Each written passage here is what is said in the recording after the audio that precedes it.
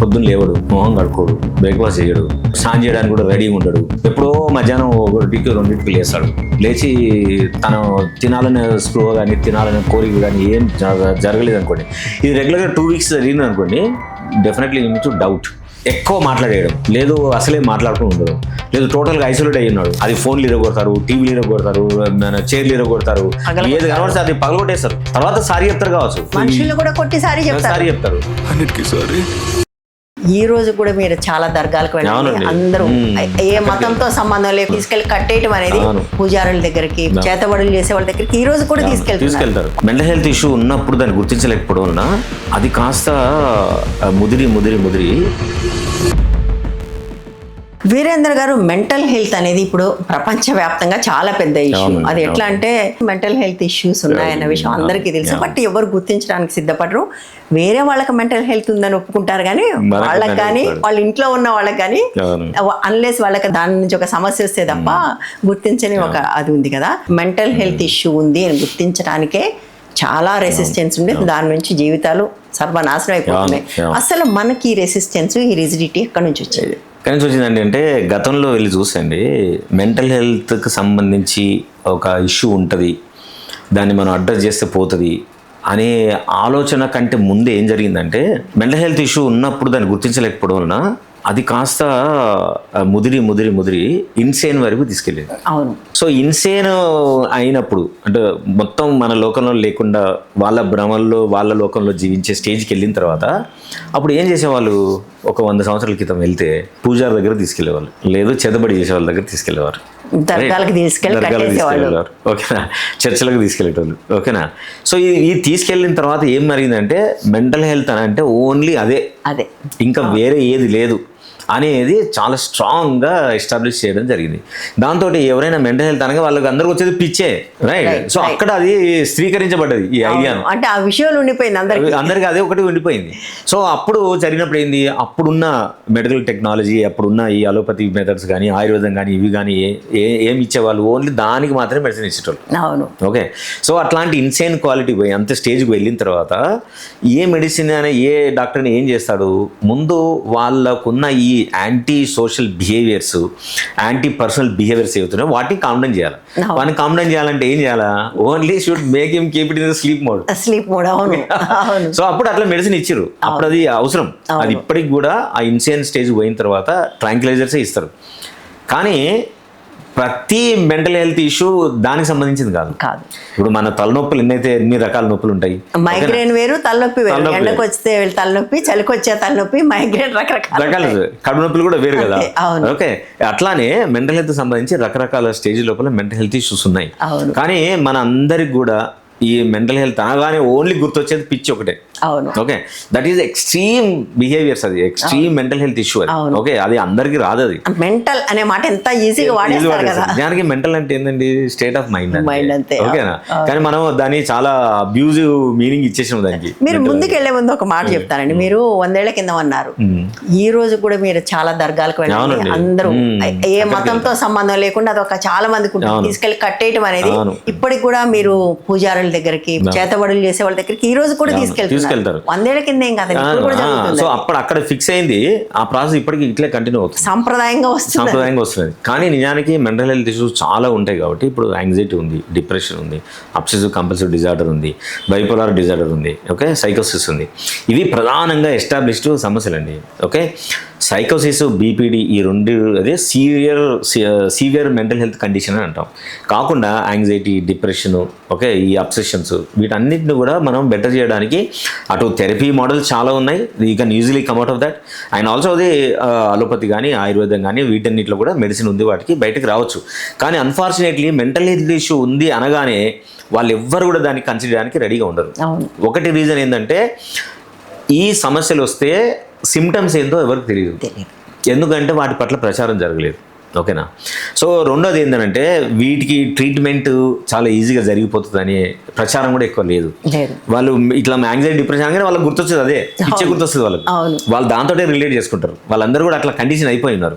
కాబట్టి మెంటల్ హెల్త్కి సంబంధించి మీరు చూసిన సమాజంలో కుటుంబ పెళ్ళైన వాళ్ళకి కానివ్వండి, లేదు టీనేజ్లో ఉన్న వాళ్ళు కానివ్వండి, మీరు చూసిన దాంట్లో ఎట్లా తీసుకుంటారు అనిపిస్తుంది? అంటే ఫస్ట్ మెంటల్ హెల్త్ అనగానే అందరూ మాట్లాడే ఒకే ఒక మాట డిప్రెషన్. అది అసలు ఎంత ఈజీగా వాడేస్తారు, తలనొప్పి లాగా వాడేస్తుంటారు డిప్రెషన్ అన్నమాట. వాట్ ఈస్ డిప్రెషన్ చాలా మందికి తెలియదు. అయితే దీనిలోకి వెళ్లే ముందు ఒక చిన్న క్లారిఫికేషన్ కావాలండి. ఇప్పుడు డాక్టర్లు ఎట్లా ఉంటారో మెంటల్ హెల్త్ డీల్ చేసే వాళ్ళు కూడా లేయర్డ్ ఉంటారు కదా. బట్ చాలా మందికి సైకాలజిస్ట్ దగ్గరికి ఎప్పుడు వెళ్ళాలి, క్లినికల్ సైకాలజిస్ట్ దగ్గరికి ఎప్పుడు వెళ్ళాలి, సైకియాట్రిస్ట్ దగ్గరికి ఎప్పుడు వెళ్ళాలి, ఇది తెలియదు.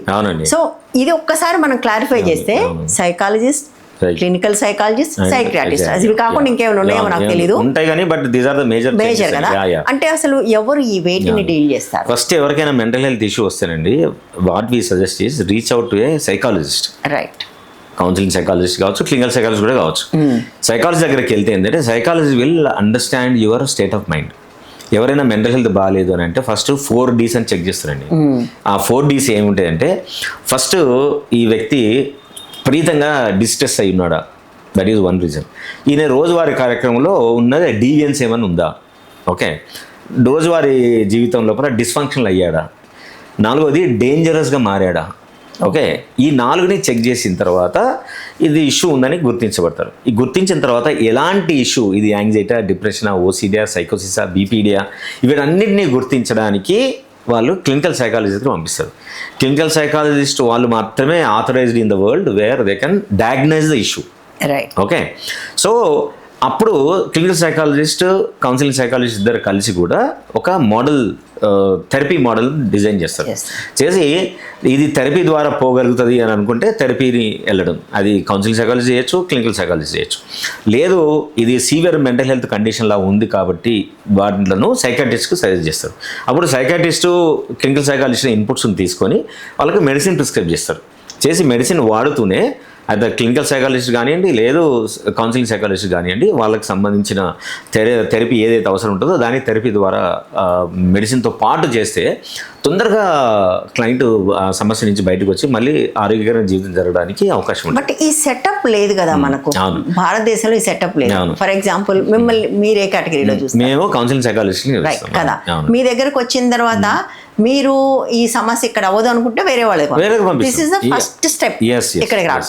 ఎనీ కౌన్సిలింగ్ సైకాలజిస్ట్ దగ్గరికి వెళ్తే అది ఫస్ట్ స్టెప్. ఫిజిషియన్ దగ్గరికి వెళ్తే వాళ్ళు చూసి ఆర్థోపెడిక్ దగ్గరగా లేకపోతే పంపిస్తారు కదా, ఆ స్పెషలిస్ట్ దగ్గరికి పంపించినట్టుగా చేస్తారు. ఇక్కడ కూడా బట్ ఆ సెటప్ చాలా తక్కువ ఉంది. But most of the time మనకు అవైలబుల్ గా ఉండేది counselling psychologist. I think they are the first person to reach out కదా. That is the best way to reach out. చాలా మంది డిప్రెషన్ అనుకుని అక్కడికి వెళ్తారు, సైకియాట్రిస్ట్ చాలా. సో ఈ మెంటల్ హెల్త్ సంబంధించి తర్వాత రిలేషన్షిప్ సంబంధించి కూడా ఇప్పుడు భార్య భర్తల మధ్య రిలేషన్షిప్ ఇష్యూస్ వచ్చినాయి, ఓకేనా. సో కొంతమంది సైకాట్రిస్ట్ దగ్గరికి వెళ్తారు. But what I suggest them is మీ రిలేషన్షిప్లో భార్య భర్తల మధ్య బంధాల మధ్య డిస్టర్బెన్స్ వస్తే డైరెక్ట్ సైకాట్రిస్ట్ దగ్గరికి వెళ్ళకండి, reach out psychologist, counselling psychologist. వాళ్ళు భార్య భర్తల మధ్య ఉన్న అనుబంధానికి సంబంధించి మ్యారేజ్ సాటిస్ఫాక్షన్ స్కేల్ అని ఒకటి ఉంటుంది. దాన్ని అసెస్ చేస్తారు, ఇద్దరికి ఇస్తారు క్వశ్చనర్స్, దాన్ని అసెస్ చేస్తారు. నిజంగానే ఎవరో ఒకరికి కౌన్సిలింగ్ థెరపీ ఒక 2 సెషన్స్ అయిన తర్వాత వాళ్ళకు సివియర్ మెంటల్ హెల్త్ కండిషన్ ఉంది అని అనిపిస్తే అప్పుడు క్లినికల్ సైకాలజీ కానీ రిహాబిలిటేషన్ సైకాలజీ కానీ డయాగ్నోస్టిక్స్ టూల్స్ ఉంటాయి, ఆ టూల్స్ తోటి అసెస్ చేస్తారు. చేసి ఒక అండర్స్టాండింగ్ వస్తుంది. అప్పుడు కూడా రిలేషన్షిప్లో ఎవరికైనా మందులు అవసరం ఉందని అంటే వీళ్ళు సజెస్ట్ ది సైకాట్రిస్ట్. ఇది స్టెప్స్ అనమాట. ఇట్లా చేస్తే భార్యాభర్తల మధ్య ఉన్న అనుబంధంలో ఎలాంటి ఇష్యూస్ ఉన్నా కూడా వాటిని ఈజీగా రిజాల్వ్ చేసుకొని మళ్ళీ జీవితాన్ని బాగా ఉంచడానికి అవకాశం. మన సమస్య ఏంటంటే అండి, మనకు ఐ థింక్ ఇండియన్ మెంటాలిటీని అందరూ ఎట్లా ఉంటారో తెలియదు కానీ మనకి దేనికైనా టాబ్లెట్ కావాలి, ఏ సమస్యకైనా టాబ్లెట్ కావాలి. అది భార్యాభర్తల మధ్య సమస్య కానివ్వండి, ఇంకేదన్నా మందు వేసుకుంటే తగ్గిపోవాలి. మీ దగ్గరకు వస్తే మీరు మందులు ఇవ్వాలి, అది వేసుకుంటే తగ్గిపోవాలనే ఒక పద్ధతి ఉంటుంది. అందుకోసం చాలాసార్లు భార్యాభర్తల మధ్య సమస్య వచ్చినప్పుడు వాళ్ళు కావాలని వేరే వాళ్ళని మెంటల్ అని బ్రాండ్ చేస్తారు కదా. ఆమెకి మెంటల్ లేదా అతనికి మెంటల్, ఈ బ్రాండింగ్ తో వస్తుంది సమస్య. అంటే అది మెంటల్ అంటే మెంటల్ కాదు, బహుశా అది రిలేషన్షిప్ ఇష్యూ, పర్సెప్షన్ లో ఇష్యూ అనేది. ఇప్పుడు మెంటల్ హెల్త్ విషయానికి వస్తే మీరు ముందు నుంచి అన్నారు కదా, చిన్న చిన్న వాటి నుంచి మొదలుపెట్టి సైకోసిస్ దాకా, అసలు ఫలానా వాళ్ళకి మెంటల్ హెల్త్ ఇష్యూ ఉంది అనే ఎట్లా గుర్తుపట్టాలి? సిమ్టమ్స్ ఏంటి? అంటే ఎవరైనా అండి వ్యక్తులు వాళ్ళ రోజువారీ దినచర్య నుంచి దూరం జరిగారు అనుకోండి, ఓకే, పొద్దున్న లేవాలి, బ్రష్ చేసుకోవాలి, స్నానం చేయాలి, బ్రేక్ఫాస్ట్ ఉంటే చేయాలి, ఆఫీస్కో కాలేజ్కో ఏదో పనికి వెళ్తాం, ఓకే, సాయంత్రం వస్తాం. ఇది రెగ్యులర్గా స్ట్రక్చర్డ్ మేనర్ ఉంటుంది ఎవరి జీవితంలో అయినా సరే. అది ఐఏఎస్ ఆఫీసర్ కానివ్వండి, పెద్ద బిజినెస్ మ్యాన్ కానివ్వండి, లేదు స్టూడెంట్ కానివ్వండి, ఓకే. దీనిలో డీవెన్స్ వచ్చింది అనుకోండి, పొద్దున రెగ్యులర్గా చేసే మనిషి ఉన్నట్టుండి గత వారం 10 రోజుల నుంచి పొద్దున్న లేవడు, మొహం కడుకోడు, బ్రేక్ఫాస్ట్ చేయడు, స్నానం చేయడానికి కూడా రెడీగా ఉండడు. ఓకే, ఎప్పుడో మధ్యాహ్నం 1కి 2కి లేస్తాడు. లేచి తను తినాలనే స్పృహ కానీ తినాలనే కోరిక కానీ ఏం జరగలేదు అనుకోండి, ఇది రెగ్యులర్గా 2 వీక్స్ జరిగింది అనుకోండి, definitely you need to doubt ఎందుకు ఇట్లా జరుగుతుంది అనేది. Okay, this is first symptom. రెండోది, తను ప్రవర్తించే తీరులో చాలా డీసెంట్గా ఉండే వ్యక్తి లేదు ఒక పర్టికులర్ ప్యాటర్న్లో ఉండే వ్యక్తి టోటల్గా డిస్టర్బెన్స్ విధంగా ప్రవర్తిస్తున్నాడు, చాలా ఇండీసెంట్ కూడా ప్రవర్తిస్తున్నాడు, ఎవరిని పట్టిలేనట్టుగా మాట్లాడుతున్నాడు, పట్టించుకోకుండా తను పట్టించుకోకుండా ఉంటున్నాడు అంటే this is second symptom to identify. మూడోది, విపరీతంగా ఎక్కువ మాట్లాడేయడం, లేదు అసలే మాట్లాడుకుని ఉండడం, లేదు టోటల్గా ఐసోలేట్ అయ్యి ఉన్నాడు, ఇంట్లో రూమ్లోనే ఉంటాడు, బయటికి రాడు, ఎవరితో మాట్లాడితే కోపం వస్తుంది, కసురుకుంటాడు, ఆవేశపడతాడు. ఓకే, లేదు మాట్లాడినా సరే చాలా పెడసరంగా, చాలా హార్ష్గా, చాలా రాంగ్ లాంగ్వేజ్ మాట్లాడుతున్నాడు, లేదు వస్తువులు విసిరేస్తున్నాడు, పలగొడుతున్నాడు అంటే this is also a condition to identify. Is it danger? ఓకేనా? అండ్ చేయాల్సిన పని వదిలేసి చాలా డిస్ట్రక్టివ్ మేనర్గా ఉండి మాటలు చేష్టలు అన్ని కాంబినేషన్లో ఉన్నాయనుకోండి అంటే టోటల్గా మనిషి డిస్ఫంక్షన్ అయిపోయినట్టు. ఓకేనా? సో ఈ సిమ్టమ్స్ ఏ కొన్ని కనబడ్డా మనం తప్పకుండా సస్పెక్ట్ చేయాల్సింది ఏంటంటే ఈ మనిషికి ఏదో మెంటల్ హెల్త్ ఇష్యూ ఉంది అని అర్థం. ఏంటి అనేది తర్వాత, మెంటల్ హెల్త్ ఇష్యూ అనేది మాత్రం గ్యారెంటీ గుర్తించాలి. బట్ యాక్చువల్గా మీరు చెప్తుంటే ఒక కేసు గుర్తొచ్చింది. ఈ మధ్య ఒక 2-3 వీక్స్ లేకపోతే 1-2 months అయినట్టుంది. ఒక పిల్లోడు, తెలుగు అబ్బాయి ఐఐటీలో చదువుకున్నాడు ఇండియాలో, యూసీ బర్క్లీలో పోస్ట్ గ్రాడ్యుయేషన్కి వెళ్ళాడు. అంటే మీరు ఊహించుకోండి, వరల్డ్లో 5th బెస్ట్ యూనివర్సిటీ. ఒక 2-3 వారాల నుంచి కొంచెం డిఫరెంట్గా బిహేవ్ చేస్తున్నాడు. కాలేజీకి నైట్ రోబ్ వేసుకుని వెళ్ళాడు, అలాంటివి. అయితే ఏదో చేస్తున్నాడు, మజాక్ చేస్తున్నారు అనుకున్నాడు. 2 వారాల తర్వాత ఆ పిల్లోడు సూసైడ్ చేసుకున్నాడు, వెళ్ళిపోయి ఒక చెరువులో దూకి చనిపోయాడు. సో అంటే చూడండి, ఐఐటీలో చదువుకున్నాడు, యూసీ బర్క్లీ లాంటి ప్లేస్, అలాంటి చోట సీట్ సంపాదించాడు. బట్ అతనికి కూడా ఒక మెంటల్ ఇష్యూ వచ్చినప్పుడు రూమ్మేట్, ఇప్పుడు ఆ రూమ్మేట్ అంటున్నాడు నేను గుర్తించలేకపోయాను. మెంటల్ హెల్త్ ఇష్యూ అని గుర్తించి ఉంటే పిల్లాడు చూడండి ఎంత శోకం ఆ తల్లిదండ్రులు, అంత బ్రైట్ గా ఉండే పిల్లోడు అట్లా చనిపోయినప్పుడు. అయితే ఇప్పుడు మీరు చెప్పినవన్నీ కూడా మోస్ట్లీ మైల్డ్ సిమ్టమ్స్. ఇంకోటి అగ్రెసివ్ గా ఉంటే ఉండొచ్చు కదా. రెండోది, ఇది డీవియేషన్ అయితే, అంటే ఒక పిల్లోడి విషయంలో అయితే మనకి ఇది డీవియేషన్. అసలు వాళ్ళు అదే కండిషన్ లో ఒక రిలేషన్షిప్ లో ఎంటర్ అయ్యారనుకోండి, అప్పుడు ఎట్లా గుర్తుపట్టడం అది mental health issue? Mental health issue ఉన్న వాళ్ళు ఎవరైనా సరే అవతల వ్యక్తుల పట్ల చాలా అగ్రెసివ్గా బిహేవ్ చేస్తారు, లేదా టూ మచ్ సబ్మిసివ్గా ఉంటారు. ఓకే, ఈ ఎక్స్ట్రీమ్ బిహేవియర్స్ ఎవరికైనా సరే మామూలు కామన్ సెన్స్ తో చూస్తే there is something is going on అనేది ఈజీగా అర్థమవుతుంది. అంటే మనము దాన్ని బ్రాండ్ చేయడానికి, దాన్ని చెప్పడానికి మనం జంకుతాం.